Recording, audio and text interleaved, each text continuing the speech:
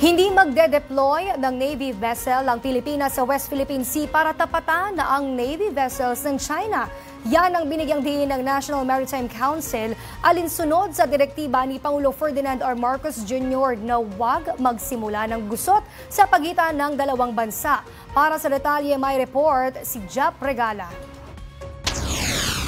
Princess tiniyak ni Philippine Coast Guard Commodore J. Tariela ang kaligtasan ng mga mangingisdang pupunta sa Bajo de Masinloc. I would argue that the Filipino fishermen can still go there and engage in fishing venture. The Philippine Coast Guard vessels and BFAR vessels are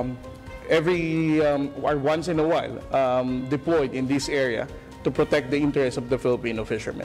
Yan ang naging pahayag ni Philippine Coast Guard spokesperson Commodore J. Tariela para sa mga Pilipinong mangingisda na maglalayag papuntang Bajo de Masinloc. Ito'y matapos ang insidente ng salpukan ng dalawang Chinese vessels habang tinutugis ang isang patrol boat ng bansa sa West Philippine Sea. Sa isinagawang second quarter press briefing ng National Maritime Council, tinalakay ng ahensya ang mga posibleng aksyon at ginagawang hakbang ng Pilipinas para sa mga agresibong aksyon ng China sa karagatang sakop ng ating bansa.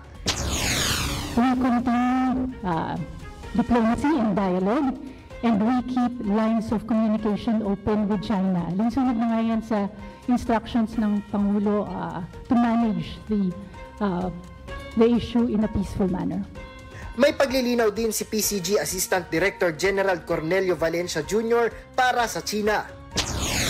We also would like to pursue PCG as the lead as of this point, just to ensure the message to our Chinese friends that we're not escalating things. That is the main message of using our civilian Coast Guard. So, I believe they read it. It's just a matter for them to accept it.